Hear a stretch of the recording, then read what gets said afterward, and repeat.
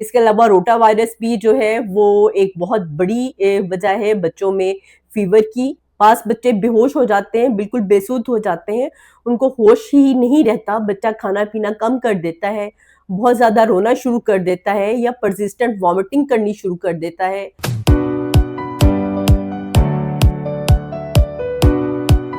Assalamu alaikum. My name is Dr. Hina Ambar and I welcome all of you in my clinic Telemedicine by Dr. Hina Ambar. आज बात कर रही हूँ एक नहायत ही अहम टॉपिक पे, एक ऐसा टॉपिक जो कि पेरेंट्स के लिए बहुत ज़्यादा परेशानी का बाइस बन जाता है और ये टॉपिक है बच्चों से रिलेटेड। बच्चे बहुत ही नाजुक होते हैं और जो ही बच्चों को कुछ होता है तो पेरेंट्स जो है फ़ौरन पैनिक हो जाते हैं। आज मैं आपको जिस टॉपिक पे बात कर रही हूँ वो है बच्चों में बुखार का होना। इसकी वजूहात क्या है और कौन से डेंजर साइंस हैं जिसमें आपको फ़ौरन हॉस्पिटल जाना चाहिए, और अगर बच्चों को टेम्परेचर हो जाता है तो कौन सी ऐसी टिप्स हैं जिनको फॉलो करके आप घर पे बच्चों को थोड़ा सा कंफर्टेबल कर सकते हैं या उनका टेम्परेचर कम करने में हेल्पफुल साबित हो सकते हैं। सबसे पहले हम आते हैं उन वजूहात की तरफ जिनकी वजह से बच्चों में जो है बुखार होता है।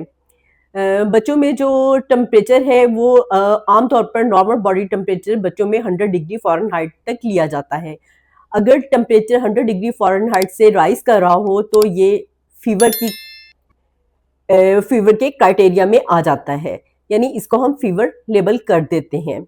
अब बच्चों में जो है वो फीवर की क्या वजूहात हैं इसके बारे में बात करते हैं। बच्चों में फीवर जो होता है वो बहुत से वायरल इन्फेक्शंस की वजह से होता है, बहुत से वायरसेस हैं जो कि बच्चों में टेम्परेचर कॉज कर देते हैं। इसके अलावा जो है बैक्टीरियल इन्फेक्शंस बच्चों में जो है वो फीवर कॉज करते हैं। गैस्ट्रोइंटेस्टाइनल इन्फेक्शंस जो है वो फीवर कॉज करते हैं। सिंपल गैस्ट्राइटिस सी यानी स्टमक की इन्फ्लेमेशन, बच्चा कोई ऐसी चीज़ खा ले जो उसके स्टमक को इरिटेट करे तो उससे भी बच्चों को वॉमिटिंग और फीवर जो है वो डेवलप हो जाता है। इसके अलावा रोटा वायरस भी जो है वो एक बहुत बड़ी वजह है बच्चों में फीवर की। इसके अलावा नॉर्मली जो है बच्चों में जब हम वैक्सीनेशन करवाते हैं तो वैक्सीनेशन के फ़ौरन बाद जो है वो भी बच्चों में फीवर डेवलप हो जाता है। तो ये तो वजूहात हैं फीवर की। अब अगर बच्चों में फीवर डेवलप हो जाता है तो हर फीवर जो है वो डेंजरस नहीं होता।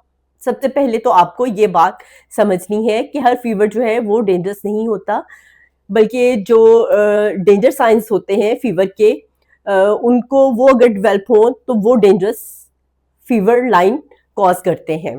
बच्चों में जो है डेंजर साइंस जो है फीवर के, उनमें जो है बच्चे बहुत ज़्यादा सुस्त और लाग़िर हो जाते हैं।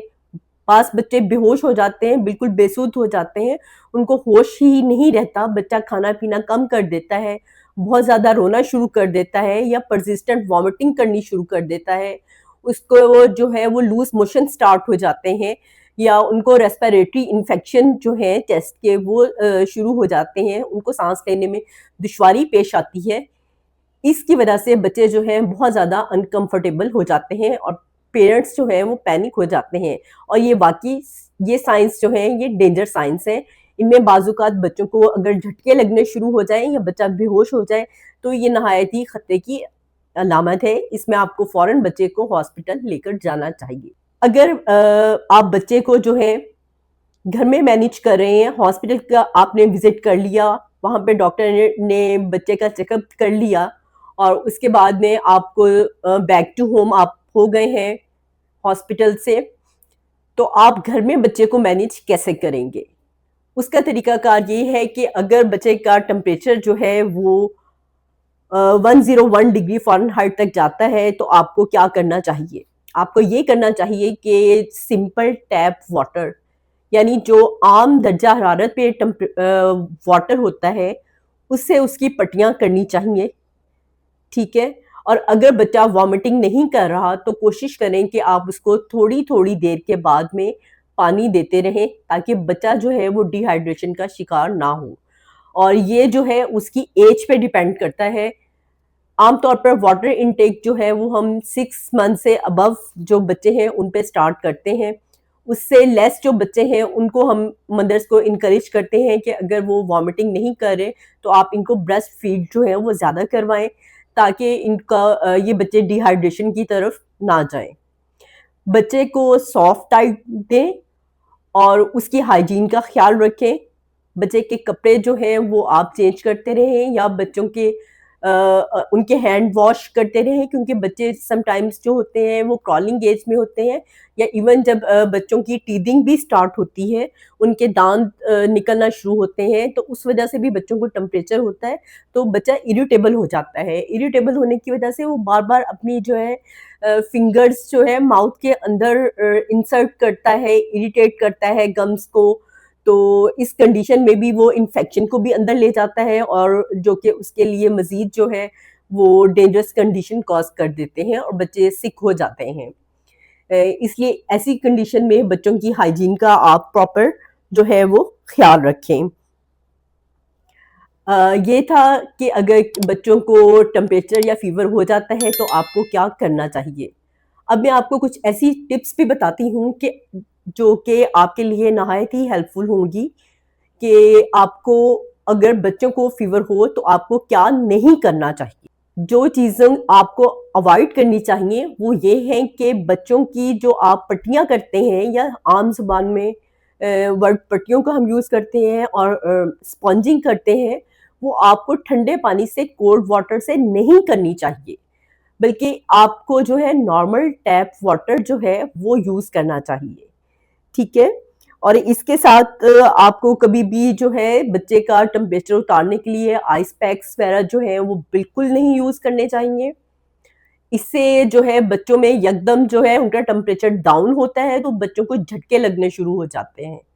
इसलिए इस चीज़ को आप अवॉइड करें। स्पंजिंग करें तो हमेशा जो है वो आप टैप वाटर से एक ऐसे मतलब पानी का टेम्परेचर, नॉर्मल टेम्परेचर वाले पानी से जो है वो आप स्पंजिंग करें उनकी। और दूसरा बात ये है कि अगर बच्चा इस अबव देन 6 मंथ्स एज का है और वो सॉफ्ट डाइट ले रहा है, तो आप उसको खाने में भी कुछ ना कुछ जो है वो चीज़ देते रहें। इसका ये फ़ायदा होगा कि बच्चा जो है वो उसकी वो वीकनेस नहीं होगी, बच्चे लेथार्जिक नहीं होंगे। क्योंकि बच्चों के लिए अगर किसी भी इन्फेक्शन का शिकार हो जाते हैं, या किसी भी डिजीज़ का शिकार हो जाते हैं, या ऑलमोस्ट फीवर जो कि एक मतलब कॉमन सिम्पटम्स है, उसका शिकार हो जाते हैं, तो उससे आउट होने के लिए भी उनको इम्यूनिटी की ज़रूरत होती है। आप उनको जो है वो फ्रेश डाइट बनाकर दें, ताकि उनके अंदर एनर्जी डेवलप हो और वो इस वीकनेस की कंडीशन से और फेब्राइल कंडीशन से जो है वो इजीली बाहर आ सकें। मुझे उम्मीद है कि आपको मेरी आज की वीडियो से बहुत अच्छी टिप्स मिली होंगी। अगर आपको ये वीडियो अच्छी लगी हो तो आप जो है मेरे चैनल को ज़रूर सब्सक्राइब कीजिएगा, आइकॉन का बटन ज़रूर प्ले कीजिएगा, और ऐसी ही मुफीद और यूज़फुल वीडियोस के लिए इंतज़ार कीजिएगा। Thank you so much.